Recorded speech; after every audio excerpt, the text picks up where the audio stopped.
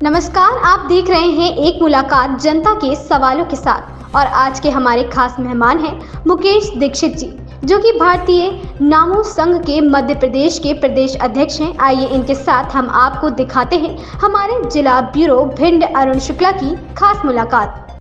जय साथियों, अखंड आवाज से खास मुलाकात प्रोग्राम में आज हमारे मेहमान हैं मुकेश दीक्षित जी। मुकेश दीक्षित जी, आपका स्वागत है हमारे चैनल में। हम चाहेंगे कि आप जो जनता के सवाल हैं और जो भिंडी ऋषि तपोभूमि, इस भिंड में काफ़ी मंदिर ऐसे हैं जो कि जर्जर अवस्था में हैं, दूसरा उन पर जो अतिक्रमण कर रखा है, क्या कहना चाहेंगे उस पर आप? पहले तो मैं आपको अपना परिचय दे दूं। मेरा नाम मुकेश दीक्षित है और मैं भारतीय नरेंद्र मोदी संघ का प्रदेश अध्यक्ष हूँ।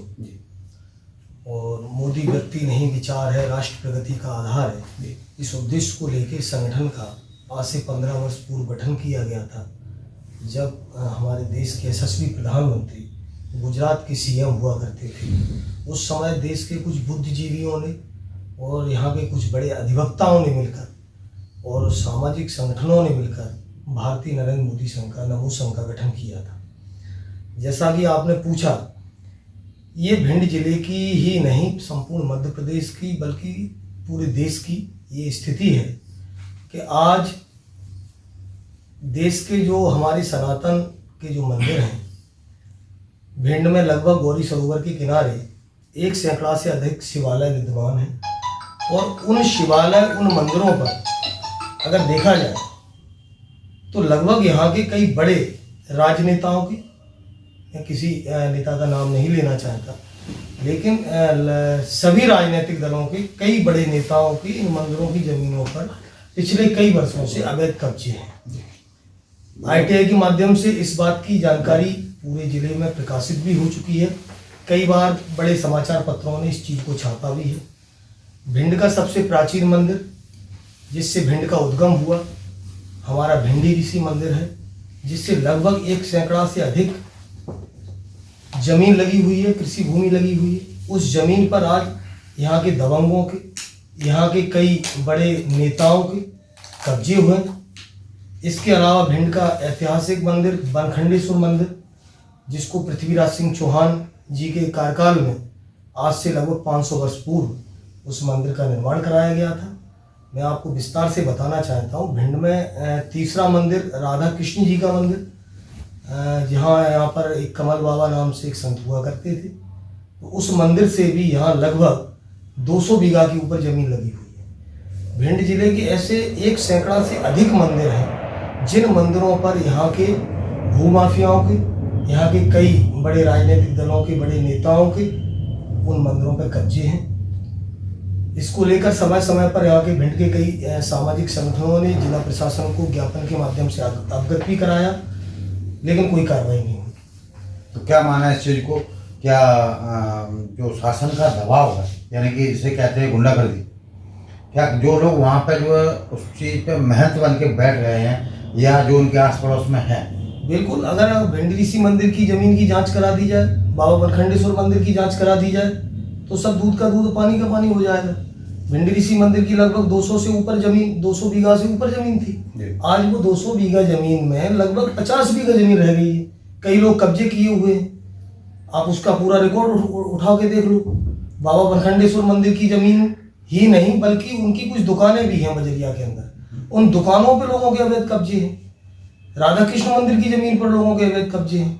भिंड जिले के अगर सारे मंदिरों की विधिवत अगर जांच कराई जाए, मुझे पूर्ण विश्वास है कि भारतीय जनता पार्टी की सरकार इस समय मध्य प्रदेश में है, देश में हमारी मोदी जी की सरकार है।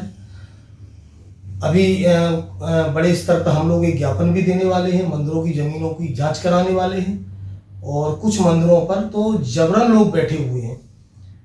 अगर आप उसका पूरा खुलासा करेंगे तो उन बड़े राजनेताओं के चेहरे सामने आ जाएंगे और ये स्पष्ट है। जैसे कि हमने जानकारी दी है, हमारे भिंड जिले के जो काफ़ी विशाल विभूति मंदिर हैं, जहाँ पर जो वास्तव में दिग्गजों के कब्जे हैं, यदि इनके जो है यहाँ के भिंड के समाज सेवी या जो भी लीडर्स हैं वो आवाज़ नहीं उठाना चाहते हैं? ऐसा क्या है, क्या वजह है कि जो आवाज़ क्यों नहीं उठा रहे? अगर भिंड जिले का 1965 का नक्शा खुलवा दिया जाए तो भिंड जिले के गौरी सरोवर के किनारे लगभग 75% बल्कि 80% मंदिरों पर यहाँ के नेताओं के शागिर्दों के कब्जे हैं और उनके स्वयं उनके आधिपत्य में है।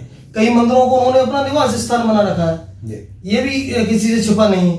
तो भिंड जिले की कई मंदिरों की जमीनों पर यहाँ की पिछले कई वर्षों से यहाँ के बड़े भूमाफिया और यहाँ के कुछ राजनीतिक दलों के नेताओं के कब्जे होने के कारण वो उस जमीन का सीधा सीधा वही भरण पोषण ले रहे हैं। सीधा सीधा कुछ मंदिरों की जमीनों से जो मंदिरों के लिए जो पैसा आना चाहिए वो सीधा पैसा वो डकार रहे हैं। शासन प्रशासन में अगर कोई सामाजिक संगठन ज्ञापन देता है तो 2 दिन बाद उस ज्ञापन को दबा दिया जाता है। ये यहाँ की नीति रही है।